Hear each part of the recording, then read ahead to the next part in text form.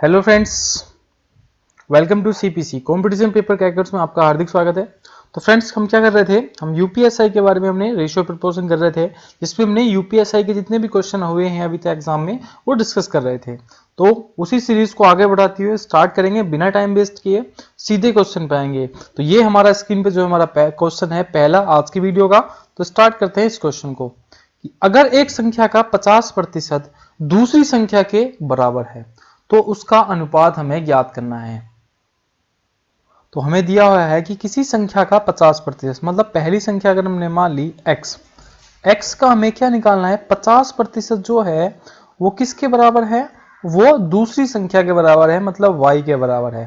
और 50% को जो फ्रैक्शन में बनाएंगे तो यह आ जाएगा आपका कितना कि 1/2, मतलब 50% को जब फ्रैक्शन बनाएंगे तो 50 से अपॉन 100 कर लेंगे और 50 से कम 50, 50 दूनी 100, 1/2 आ जाएगा और ये आ जाएगा आपका बाई, मतलब 1x बराबर क्या हो जाएगा 2y हो जाएगा।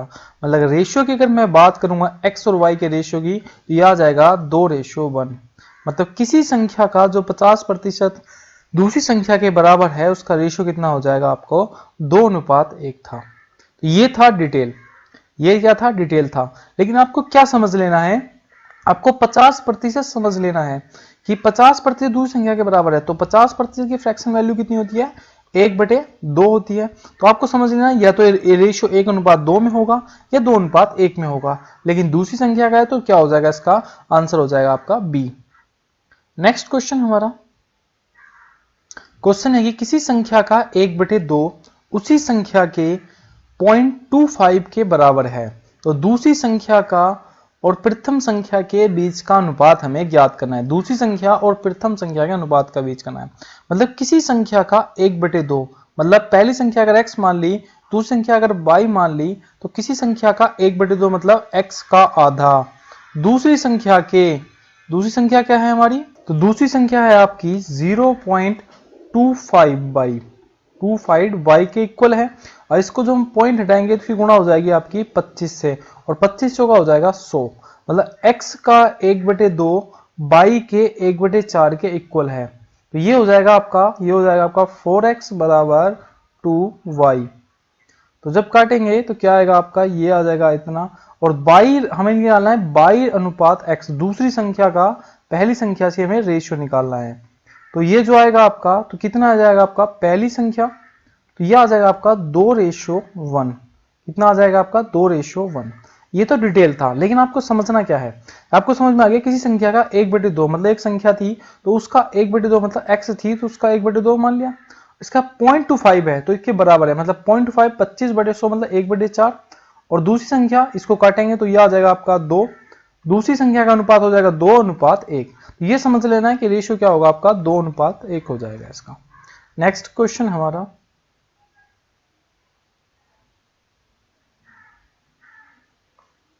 तो क्वेश्चन है हमारा कि श्री x और श्री y की सालाना आमदनी जो है वो 9:8 के अनुपात में है और उनके खर्चे का अनुपात कितना है, 5:4 के अनुपात में है।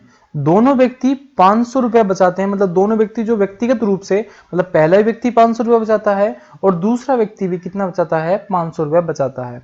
तो श्री y का जो हमें खर्चा हमें निकालना है। मतलब हमें क्या दिया हुआ है कि x जो है और एक y है, उन दोनों की जो आमदनी है, मतलब इनकम का जो रेशियो है वो 9:8 है। तो इसको अगर मैं 9x मान लूं और इसको भी अगर 9, मतलब सॉरी इसको 90 नहीं x मान लेता हूं, चलो x मान लेता हूं, इसको भी 9x, इसको 9x, और उनके खर्चे का अनुपात कितना है, वो 5x उनके खर्चे का अनुपात है x के और y के खर्चे का अनुपात है आपका 4x। तो ये दोनों सेविंग कितने की कर रहे होंगे, तो ये सेविंग कर रहे होंगे 4x की और ये भी सेविंग कर रहा होगा आपका 4x की। और इसने बोला कि जो दोनों व्यक्तिगत रूप से, मतलब पहला व्यक्ति भी 4x बचा रहा है और दूसरा व्यक्ति भी 4x बचा रहा है और 4x ही जो किसके इक्वल है आपका 500 के इक्वल है। मतलब जो इनकम है 4x की और हमें पूछा क्या है कि y का खर्चा पूछा है, तो y का खर्चा क्या है, ये भी 4x है। तो 4x मतलब 500 रुपए ही वो बचा रहा होगा, मतलब 500 रुपए ही वो बचा रहा है और 500 रुपए ही खर्चा है और वो कितने रुपए उसकी आमदनी होगी। अगर आमदनी पूछ लेता तो 1000 रुपए उसकी आमदनी होती, किसकी, वाई की। मतलब 8 रुपए का उसका खर्चा इनकम है, 4 रुपए बचा रहा है और 4 ही क्या कर रहा है, वो खर्च कर रहा है। और 4 किसके बराबर है, 500 के। और हमसे क्या पूछा है, खर्चा पूछा है, मतलब 4 ही हमसे पूछा है, तो खर्चा कितना हो जाएगा आपका, 500 हो जाएगा। नेक्स्ट क्वेश्चन हमारा, तो क्वेश्चन है हमारा कि जिन अंकों में 56 का फर्क हो, पहला अंक दूसरे का 2/9 हो, उनका अनुपात क्या होगा। मतलब अगर मैंने मान ली कि एक अंक पहले अंक दूसरे का 2/9 हो, मतलब एक संख्या कितनी आ जाएगी, 2x आ जाएगी, और एक संख्या आ जाएगी आपकी 9x, और इन दोनों का डिफरेंस ही 9x माइनस 2x का क्या दिया हुआ है, हमें दिया हुआ है 56। तो 7x बराबर कितना हो गया आपका 56, और x की वैल्यू क्या आ गई आपकी, क्या आ गई 7 अट्ठे 56, x की वैल्यू आ गई 8। अब इसमें क्या है, उनका अनुपात पूछा है, तो पहली संख्या आ जाएगी आपकी, क्या आ जाएगी 8 दूनी 16, और दूसरी संख्या आ जाएगी आपकी, क्या आ जाएगी 8 सत्ते 9 अट्ठे 72। तो इसका रेशियो क्या हो जाएगा आपका 9:16 अनुपात 72, इसका रेशियो हो जाएगा। अच्छा आपको समझना, ये तो मैंने आपको बेसिक था, लेकिन आपको करना क्या है, आपको समझना है कि 56 का फर्क है दो संख्याओं में, और संख्या पहले का दूसरे का 2/9 है, मतलब इन दोनों का डिफरेंस कितना है, 7 है, और 7 यूनिट जब 56 है तो 1 यूनिट कितना हो जाएगी, 8 हो जाएगी, और 8 दूनी हो जाएगा आपका 16, और 9 अट्ठे हो जाएगा आपका 72। तो 16 रेशियो 72 इसका आंसर हो जाएगा। नेक्स्ट क्वेश्चन हमारा, तो क्वेश्चन है हमारा कि सेब, संतरे और आम की संख्या का जो रेशियो है वो 5:7:8 के अनुपात में है। अच्छा, फल विक्रेता ने फलों की संख्या क्रम से 40%, 50% और 75% बढ़ा दी, तो अब फसलों का अनुपात क्या होगा। मतलब अगर मैं मानूं कि पहले फसलों का रेशियो क्या था, 5 रेशियो सेब का था, 7 रेशियो संतरे का था, और 8 रेशियो आपका आम का था। मतलब इसको मैं अगर 50 मान लूं, इसको 70 मान लूं, इसको इसमें भी 0 बढ़ा दूं, तो क्या आ गया, मैंने मान लिया कि 50 सेब पहले थे और 70 संतरे थे और 80 क्या थे, आम थे। और उसने क्या किया, क्रम से क्या किया, सब में जो है क्या अनुपात बढ़ाया। अब 50 सेब थे, उसने उसकी फसल का अनुपात कितना बढ़ाया, 40%, मतलब 50 का 140 कितना हो जाएगा आपका, तो 0 से गुणे काटेंगे तो ये हो जाएगा आपका 70। मतलब पहले 50 सेब थे और अब उसने 40% बढ़ा दी तो 70 सेब बेचता है। ऐसे ही पहले 70 संतरे थे, अब उसने उसकी संख्या 70 संख्याओं की क्या बढ़ा दी उसने, 50%, मतलब 150 कर दी, तो अब कितने बेचेगा वो, तो ये 0 से 0 कट जाएगा, तो अब बेचेगा वो 105 संतरे। पहले अच्छा ऐसे ही जैसे 80 आम बेचता था, अब उसने 75% क्या है, आमों की संख्या बढ़ा दी, तो अब कितने आम बेचेगा वो, तो अब आम बेचेगा 140। मतलब रेशियो क्या आ गया, 70 रेशियो 105 रेशियो 140। लेकिन ऑप्शन में ये नहीं है, तो हम इसे एक बार काट लेंगे, कितने बार करता है, 35 से कट जाएगा, 35 दूनी 70, 35 से 105, और 35 चौका कितने होते हैं आपके 140। तो आंसर क्या आ गया आपका 2:3:4, मतलब इसका आंसर क्या हो जाएगा, बी इसका आंसर हो जाएगा। नेक्स्ट हमारा क्वेश्चन है कि 80 लीटर के एक मिश्रण को बनाने के लिए टीना 3:2 के अनुपात में दूध और पानी को मिलाती है, और कितना पानी मिलाना चाहिए ताकि दूध और पानी का अनुपात 2:3 हो जाए। मतलब अगर मैं मानूं कि दूध का, मिल्क और वाटर का जो रेशियो है 3:2 है, इसमें जो है टीना ने 80 लीटर दूध मिलाया, मतलब रेशियो कितने का था, 5 का रेशियो था, और उसने जो है 80 लीटर मिलाया, तो मतलब x की वैल्यू कितनी आई, 16 लीटर इसकी वैल्यू आई। तो दूध कितना था, 48 लीटर था, और ये था 32 लीटर के रेशियो में। अब उसने कहा कितना पानी और मिलाना है, मतलब 48/32 में कितना पानी और मिलाया जाए कि रेशियो 2:3 हो जाएगा। रेशियो कितना हो जाएगा आपका, 2:3 हो जाएगा। तो या तो आप इस तरह से भी कर सकते हो, ठीक है, तो यह आंसर आ जाएगा, x की वैल्यू आ जाएगी 40 लीटर।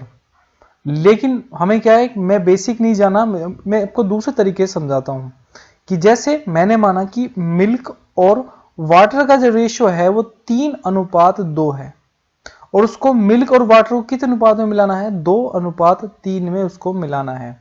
अच्छा मिलाना क्या है, पानी को मिलाना है, मिल्क को नहीं मिलाना है। तो मिल्क की जो इफिशियंसी, जो यहाँ मात्रा होगी, यहाँ भी इतनी होगी और वहां भी इतनी होगी। मतलब अगर यहाँ 3 है तो इसको क्या कर लेंगे, 2 कर लेंगे, और इसको यहाँ 3 से गुणा कर लेंगे, तो नया रेशियो क्या हो जाएगा आपका, तो मिल्क आ जाएगा 6 और रेशियो 6 4 10, और यहाँ पर 6 4 मतलब 3 3 9, मतलब यहां भी मिल्क सेम है और यहां भी, और हमें बाटर को ही मिलाना था, तो इन दोनों की 6 4 10 की वैल्यू कितनी होगी आपकी, तो 10 यूनिट की वैल्यू है 80, तो 1 यूनिट की वैल्यू कितनी हो जाएगी, 8 हो जाएगी।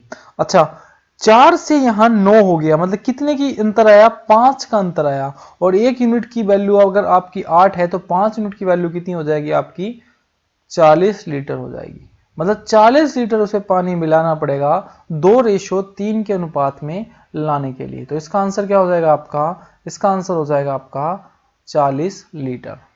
नेक्स्ट क्वेश्चन हमारा, तो क्वेश्चन है हमारा कि चेन्नई और बेंगलोर के बीच पहली श्रेणी और दूसरी श्रेणी की ट्रेनों का जो किराया है उसका 20:1 है, और प्रथम श्रेणी और दूसरी श्रेणी के बीच स्टेशनों की यात्रा करने वाले यात्रियों की संख्या 1:40 है। अच्छा, यदि एक विशेष दिन एक स्टेशन के बीच की यात्रा करने वाले यात्रियों से 3600 रुपए एकत्रित किए जाते हैं, तो प्रथम श्रेणी से यात्री करने से कितने रुपए की राशि ज्ञात की जाएगी। मतलब चेन्नई से एक बेंगलोर ट्रेन जा रही है, उसमें फर्स्ट श्रेणी के डिब्बे हैं और सेकंड क्लास के डिब्बे हैं, जिसमें उनका फर्स्ट श्रेणी का जो किराया है वो 20 रुपए किराया है, और श्रेणी का जो सेकंड श्रेणी है उसका कितना किराया है आपका, 1 रुपए किराया है। ठीक है, अब मान लेते हैं कि फर्स्ट श्रेणी में कितने यात्री चढ़े, 1 यात्री चढ़ा, और सेकंड में जो श्रेणी के डिब्बे हैं उसमें 40 व्यक्ति बैठे, तो टोटल कितने व्यक्ति बैठे, 60 व्यक्ति बैठे, और उसी दिन क्या हुआ, उनसे जो है 3600 रुपए किराया एकत्रित हुआ ट्रेन का चेन्नई से बेंगलोर जाने में। तो जब 60 यूनिट आपकी 3600 है तो 1 यूनिट कितनी हो जाएगी आपकी, ये हो जाएगा आपका 6 60, तो 1 यूनिट किसके बराबर होगी, 60 के बराबर होगी। अच्छा 20, 1 यूनिट 60 के बराबर है तो 20 किसके बराबर हो जाएगी, 20 गुणा 60, तो ये जो आएगा कितने रुपए वितरित किए गए उनसे, किन से, फर्स्ट श्रेणी से, तो फर्स्ट श्रेणी कितने रुपए लिए गए, 1200 रुपए इकट्ठा हुए फर्स्ट श्रेणी वाले व्यक्तियों से। नेक्स्ट क्वेश्चन हमारा, तो क्वेश्चन है हमारा कि 4 मित्र ए बी सी डी कुल पैसा आपस में इस प्रकार बांटते हैं कि ए को बी से 1 रुपए कम मिलता है, सी को डी से 5 रुपए ज्यादा मिलते हैं, और डी को बी से 3 रुपए ज्यादा मिलते हैं, तो किस को सबसे कम रुपए मिले यह हमें पता करना है। तो जैसे इसने बोला कि ए को बी से 1 रुपए कम मिलता है, मतलब बी बड़ा होगा, या तो पहले एक चीज आप देख लो कि ए को बी से 1 रुपए कम मिलता है, मतलब इक्वल अगर देखें तो ए को बी से 1 रुपए कम मिलता है, तो मतलब अगर b माइनस ए करा जाए तो इक्वल हो जाएगा। अब इसने बोला कि सी को डी से जो है आपका 5 रुपए अधिक मिलते हैं, और डी को बी से जो है आपका 3 रुपए अधिक मिलते हैं। अच्छा मैंने आपको पता चला कि ए को सबसे कम रुपए मिले क्योंकि बी को 1 रुपए ज्यादा मिला था उससे, तो ये हो गया। अच्छा अगर सी को कितने रुपए मिले, फिर डी को जो है बी से 3 रुपए अधिक मिले हैं, तो सॉरी यहां पे तो डी बड़ा हो गया बी से, और डी को जो है सी को डी से 5 रुपए अधिक मिले, मतलब सी को सबसे ज्यादा रुपए मिले हैं, तो सबसे कम रुपए हमें निकालने हैं, तो इसका आंसर हो जाएगा आपका ए। या आप यहां से भी देख सकते थे कि ए को बी से 1 रुपए कम मिला, मतलब बी छोटा है, ए छोटा है बी से। अच्छा डी को बी से 3 रुपए अधिक मिले हैं, मतलब डी बी से जो है डी बड़ा है, और डी से किसको बड़ा है, सी बड़ा है, तो इसका आंसर क्या हो जाएगा आपका, फटाफट आपको ए ध्यान आ जाता और आप ए आराम से इसको लगा देते हैं। नेक्स्ट हमारा, तो क्वेश्चन है हमारा कि 2100 रुपए की राशि 3000 पुरुष में, मतलब मेल और फीमेल में इस प्रकार बांटी जाती है कि प्रत्येक पुरुष को 1 रुपए मिलना चाहिए और प्रत्येक महिला को 50 पैसे प्राप्त हुए। तो पुरुषों की हमें संख्या ज्ञात करनी है, मतलब 2100 रुपए को 3000 रुपए और महिला पुरुष में बांटना है। मतलब अगर मैंने मान ली कि पुरुषों की संख्या जो है आपकी x मान ली, पहले बेसिक से चलेंगे फिर उसका दूसरा तरीका बताऊंगा, तो फीमेल की संख्या कितनी हो जाएगी आपकी, तो 3000 x हो जाएगी, 3000 माइनस x हो जाएगी। अच्छा x को कितना रुपया मिला, 1 रुपया मिलना है, और जो फीमेल है उनको कितने रुपए मिलना है, तो 3000 x माइनस उनकी जनसंख्या है, और उनको मिलना है आपका 50 पैसे, मतलब 100 पैसे होता है, मतलब 1/2 रुपया मिलना है, और टोटल रुपए देने हैं, कंट्रीब्यूट करने हैं 2100।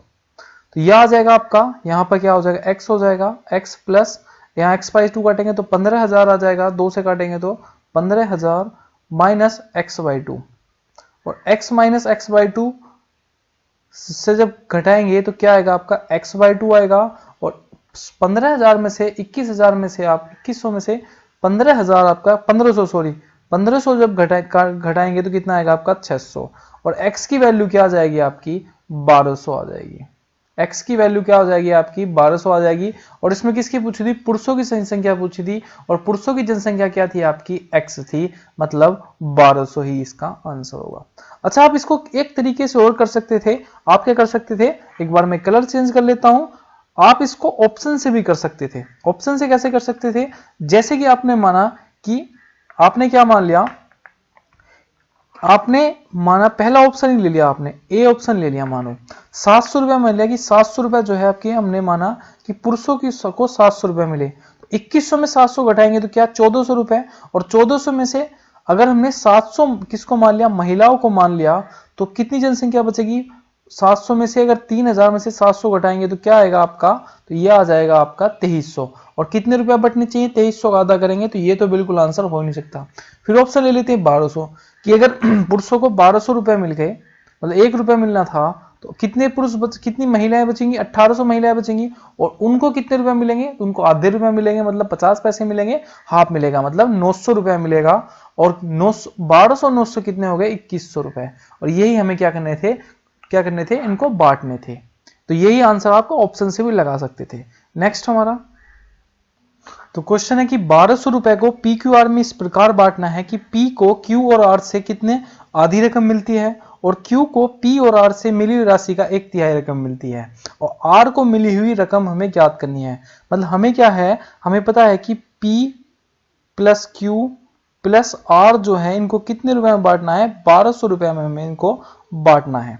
अच्छा, मैंने बोला कि जो पी को जो राशि मिलती है वो कितनी मिलती है, Q प्लस आर के कितनी मिलती है, आधी मिलती है, मतलब 2P बराबर कितना हो गया आपका, Q प्लस आर हो गया, Q प्लस आर हो गया, क्या हो गया 2P। जब 2P आपका Q प्लस आर हो गया तो Q तो कितना हो गया आपका 3P हो गया, और 3P की वैल्यू कितनी हो जाएगी आपकी 1200 है, तो P की वैल्यू कितनी हो जाएगी आपकी 400 हो जाएगी। यहां तक आप समझ गए। अच्छा, ऐसी जो है Q की वैल्यू जो है आपकी वो P और R का कितना है, 1/3 है, मतलब 3 है, तो 3Q बराबर कितना है आपका P प्लस R दिया हुआ है। तो आपको पता चल गया कि P plus Q R plus कितना होता है 1200 है, तो 3QR मतलब PQ कितना हो गया आपका 3 हो गया, तो 4Q बराबर कितना हो गया आपका 1200, और Q की वैल्यू क्या आ गई आपकी, तो Q की वैल्यू आ गई आपकी 300। तो हमें क्या पता चल गया, हमें P की वैल्यू पता चल गई कि 400 P की वैल्यू है, और Q की वैल्यू हमें पता चल गई कि कितनी है 300 है, और P प्लस Q की वैल्यू अगर हमने निकाली तो कितनी आई 700 वैल्यू आई। जो हमें पता है कि Q प्लस R की वैल्यू कितनी है 1200 है, तो PQ की वैल्यू घटाएंगे तो कितनी आंसर आ जाएगा इसका 500 इसका आंसर आ जाएगा। और यही हमारा ऑप्शन में पूछा है कि किसकी वैल्यू निकालनी है, हमें R की वैल्यू हमें निकालनी है। अच्छा, एक बार और समझ लेते हैं। तो उसने दिया था कि जो P की वैल्यू है वो Q प्लस R की आधी है, मतलब 2P बराबर आपका QR है, और P plus Q plus R कितना है आपका 1200 है, तो 3P बराबर कितना हो गया आपका, तो 1200 हो गया, और P की वैल्यू आ गई आपकी 400 आ गई। तो ऐसी Q की वैल्यू जो थी P प्लस R की तिहाई थी, मतलब 3Q बराबर P प्लस Q था, तो इसमें क्या था P प्लस Q हो गया 3P, और 3Q और R हो गया Q, तो कितना हो गया 4Q बराबर 1200 है, तो Q बराबर हो गया आपका 300। तो हमारे पास P की वैल्यू भी आ गई, हमारे पास Q की वैल्यू भी आ गई, और हमने R की वैल्यू में निकाल दी 700। यही हमें R की वैल्यू क्या निकाल दी हमने 500 निकाल दी। नेक्स्ट क्वेश्चन हमारा, तो क्वेश्चन है हमारा कि K का मान ज्ञात करे जो 5, 12, 29 और 60 में से प्रत्येक में जोड़ा जाए और समानुपात हो जाए, मतलब 5/12 29/60 उसमें क्या जोड़ा जाए कि वे एक दूसरे क्या हो जाए बराबर हो जाए, 5 प्लस एक्स बटे 12 प्लस एक्स, और इसमें क्या जोड़ा जाए कि एक दूसरे के समान हो जाए आपके। तो मुझे ऑप्शन में क्या दिख रहा है 5 2 3 है, तो आप ऑप्शन ले सकते हो। पहले ले लिया कि 10 बटे क्या हो जाएगा आपका 17 हो जाएगा, तो नहीं कर सकता, तो ये मतलब बिल्कुल नहीं होगा। 2 लेके देखते हैं तो 7 बटे 14 और 29 और 2 हो जाएगा आपका 31 और आपका 60 और 2 62, मतलब 1/2 इसका आ जाएगा और 1/2 ही इसका आ जाएगा, मतलब ये दोनों क्या हो जाएंगे एक दूसरे के बराबर हो जाएंगे। तो इसका आंसर क्या हो जाएगा आपका 2 इसका आंसर हो जाएगा वैल्यू पुट करके। नेक्स्ट हमारा अब ये क्वेश्चन है कि 777 रुपए को एबीसी में इस प्रकार बांटा जाता है कि ए से सी को आधा रुपए मिलते हैं और बी को सी से आधा रुपए मिलता है, तो बी को कितने रुपए मिले। अच्छा, ए को सी से आधा रुपए मिलते हैं, मतलब ए से सी को, तो ए को अगर 2 रुपए मिले तो सी को कितना मिलेगा, आधा मिलेगा, मतलब ए मिलेगा। ऐसे ये कह रहा है कि बी को सी से आधा मिलता है, अगर सी को 2 रुपए मिले तो बी को कितना मिलेगा, 1 रुपया मिलेगा। तो यहां पे 1 रख देंगे, यहां पे आपका 2 आ जाएगा, तो ये हो जाएगा आपका 4 2 रेशो और 1 रेशो, मतलब 4 रेशो 2 रेशो 1 रेशो, मतलब कितना टोटल रेशो कितना हो जाएगा एबीसी का 7 रेशो हो जाएगा। और यही कितना पूछ रहा है आपका 777, मतलब 7 यूनिट 777 है, तो 1 यूनिट कितनी हो जाएगी 111 हो जाएगी। और इसमें किसका पूछा है, बी का मान हमें पूछा है, और बी का मान कितना 1 यूनिट है, मतलब बी का भी कितना हो जाएगा 1 यूनिट, मतलब 111 ही इसका आंसर हो जाएगा। 111 इज द राइट आंसर। तो इस तरह से आप इसको कर सकते हैं। ये क्वेश्चन आपको 2.5 नंबर दिलाएगा। इस तरह के क्वेश्चन आपको अगर एग्जाम में आता है तो बिल्कुल मुझे विश्वास है कि आप एक भी क्वेश्चन नहीं छोड़ेंगे। नेक्स्ट हमारा तो क्वेश्चन है हमारा, सियागू को 5 विषय में औसतन 50% अंक मिलते हैं। वे जो अंक हैं वो 20 रेशियो 18 रेशियो 16 रेशियो 14 रेशियो 12 के अनुपात में मिलते हैं। अगर उत्तीर्ण अंक जो है 60% है, मतलब एक विषय में 60 होना चाहिए, तो प्रत्येक विषय में समान अधिकतम अंक हैं, तो परीक्षा में वह कितने भाग से कितने विषयों में क्या अनुत्तीर्ण रहा। तो अगर मैं आपसे पूछूं कि अगर उसे 5 विषयों में औसतन 50 अंक मिलते हैं, मतलब एक विषय में अगर 100 अंक हैं, तो एक विषय में अधिकतम कितने मिलेंगे 50% अंक, तो 5 विषय हैं तो उसे कितने अंक आए होंगे, तो 250 अंक आए होंगे। ये बात आपको समझ गई। और ये 250 अंक ही जो किस रेशियो में है, 20 रेशियो 18 रेशियो 16 रेशियो 12 रेशियो में है। मतलब इसको अगर मैं देखूंगा कि 20 प्लस 18 प्लस 16 प्लस आपका 14 प्लस आपका 12, तो ये हो जाएगा आपका 80। और 80 यूनिट की वैल्यू कितनी है आपकी, यही है आपकी 250। तो हमें पहले निकाल लेते हैं, पहले अंक में कितना है 20 रेशियो में आए, मतलब 20 बटे 20 गुणा 250 बटे 80। तो पहले विषय में उसके अंक कितने आए, तो ये कट के आ जाएगा आपका 62.5। तो पहले विषय में क्या आए उसके 62.5 आए, मतलब इस विषय में क्या हो गया वो पास हो गया। अच्छा, अगर दूसरे विषय में देखें तो 250 अंक में से रेशो था 18 का बटे आपके 80 कर लेते हैं, तो दूसरे विषय में उसके नंबर आए 56 के 56.5%। लेकिन उसे कितने जाने थे, हर विषय में उसे 60% अंक लाने थे, तो दूसरे विषय में क्या हो गया आपका, ये हो जाएगा आपका दूसरे विषय में हो जाएगा आपका फेल। मतलब फर्स्ट सब्जेक्ट में फर्स्ट विषय में पास हो गया, सेकंड सब्जेक्ट में जो 18 रेशियो का था तो क्या हो गया आपका फेल हो गया। अब उससे पता चला कि सबका रेशियो कम है, मतलब थर्ड रेशियो में भी क्या हो जाएगा वो फेल हो जाएगा, और फोर्थ सब्जेक्ट में भी क्या हो जाएगा वो फेल हो जाएगा। तो टोटल कितने सब्जेक्ट में फेल होगा वो, तो ये समझ लेना है आपको। कितने सब्जेक्ट थे आपके, 5 सब्जेक्ट थे, तो 5 में से एक विषय में पास हुआ और किस सब में आपका फेल हो गया, तो 4 सब्जेक्ट में क्या हो जाएगा वो फेल हो जाएगा। और इसका आंसर ही क्या होगा 4 हो जाएगा, मतलब बी इसका आंसर हो जाएगा कि 4 विषयों में वो क्या हो जाएगा आपका फेल हो जाएगा।